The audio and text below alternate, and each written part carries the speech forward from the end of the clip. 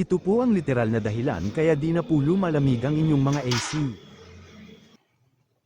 Clogged up evaporator, maduming filter, at pagmasdan ng outside condenser, it's totally blocked. Magandang araw po mga idol. Sa video pong ito ay magsiservice po tayo ng split type AC 1 horsepower. Ito po yung Midea brand. Umpisa na po natin mga idol. Una po, kailangan po muna nating i-turn off ang ating circuit breaker connected to the AC dito po sa ating main control panel. Ito po ang indoor unit natin mga idol. Natanggal na po namin ang front panel cover. Ganon din po ang mga filter nito. Hindi ko lang po nakuna ng video. Pero mamaya po makikita ninyo sa pag-assemble. So parehas lang po ang procedure kung paano po ito tanggalin. Mas mabuti po kung i-dismantle natin lahat ng mga components na makakasagabal sa paglilinis ng evaporator coil. Make sure mga idol na matatanggal nyo lahat ng screw sa accessories na ito. Dito po naka-attach ang ating main cover panel.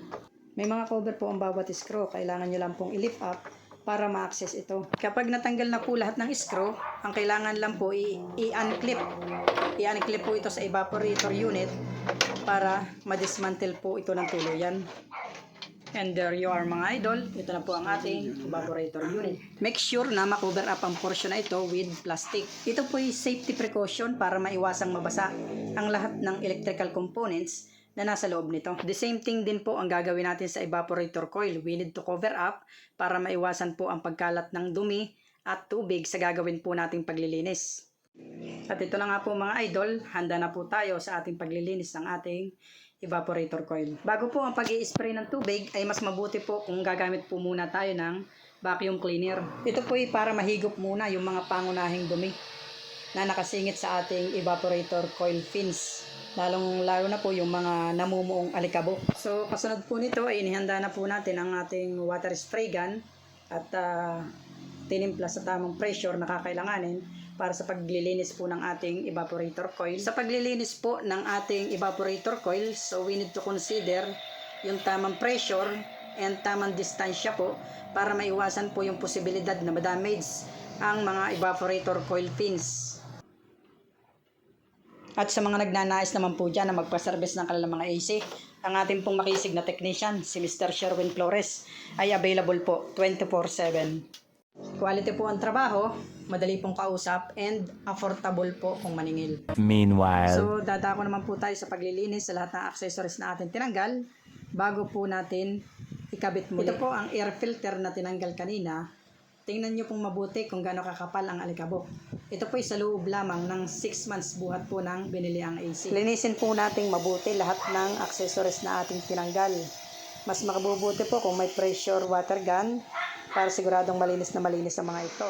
Gumamit po kayo ng blower kung meron para masigurado na tuyo ang mga ito bago po ikabit.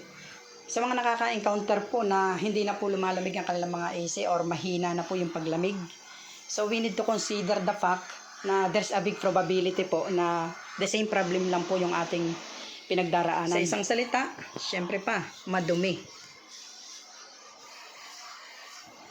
A few moments later. Diretso na po tayo mga idol sa mga gusto po diyang mag-DIY. Panoorin nyo po ang portion na ito, ang pag-a-assemble po. So sa pag-a-assemble po is the same procedure lang almost ng pagbabaklas. Ang kaibahan lang po dito, syempre ito po ay isasalpak. So at pagkatapos po nitong maisalpak natin, i-check lang po natin ang paligid nito. Kung ito po ay nakalapat ng tama at nakaklip ng maayos. Kasunod nito ay kailangan na po nating ipasok ang mga screw. Kailangan din po nating i-lift up ang cover. Then proceed na po tayo. Sa mga nagnanais po diyang magpa-service ng kanilang mga AC, just comment down below. Ang atin pong makisig na technician ay taga Lutukan lamang po. Ang bahay niya po ay nasa Maymisla. Make sure na tama po lahat ng koneksyon ng mga components na atin tinanggal at syempre pa, maibalik po ito sa designated location ng bawat isa.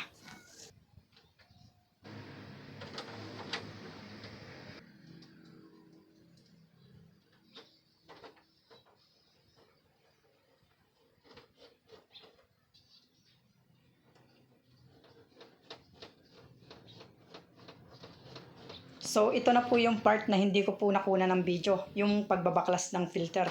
Sa mga nagdi-DIY kasi ito po ay napaka-importante. So at least meron po tayong reference kung paano po baklasin. ang mga filter. So, yung procedure po ng pagkakabit, the same lang din po ng procedure ng pagbabaklas. Kung may oras po tayo, at least once a month, ay malaking tulong po kung malilinisan natin ang mga filter na ito. At least, mapiprevent po natin yung pag-accumulate ng mga dumi, especially yung dust, na magiging sanhi ng blockage sa filter na ito. So ayan mga idol, tapos na po tayo sa pagsiservice ng ating indoor unit. First part pa lang po ito mga idol. Yung second part po ay napaka-importante. Kaya ituloy na po natin. 1 hour later. Ito po mga idol yung outdoor unit natin, which is narito po yung fan and then yung tinatawag na condenser. Ang hose na hawak ko naman po ay drain line.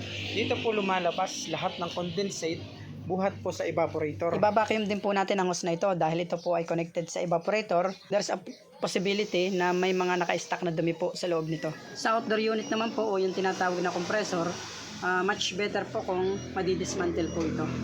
Take note po mga idol sa mga nagpapalinis po ng kanilang mga AC o yung nagpapaservice. Siguraduhin nyo lang po na pati po yung outdoor o yung compressor ay malilinis nila. Kasi mostly po, napuna ko lang po na yung iba pong technician is yung indoor lang po ang nililinis. Which is not good. Kasi po, kung ang ating condenser ay matotally black, mahihirapan na po siyang i-release yung na-absorb niyang init from our evaporator. Kagaya po nitong evaporator na ito, it's totally black na po. Siyempre pa, bago po tayo mag-spray ng tubig, we need to isolate the electrical component by covering plastic para hindi po mabasa.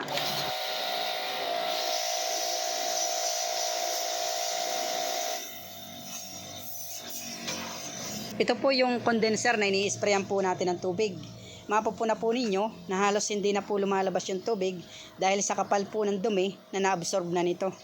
Kailangan po talaga itong malinis ng mabuti, sprayan po ng maraming tubig to make sure na free from any obstruction. Loob at labas po ang ginawa po natin pag-i-spray ng tubig dito para masiguradong malinis po at wala pong blockage na matitira sa ating condenser. And there you are mga idol. Tingnan nyo po, nung malinis po, malakas na po ang tubig na lumalabas dito.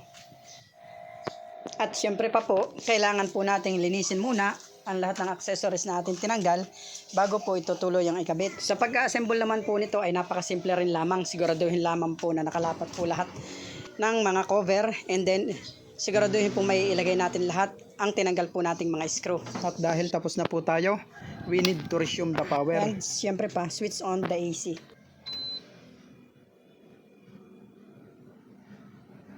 And the result mga idol, after servicing done, wala po siyang pinagkaiba sa bago. Super lamig po talaga.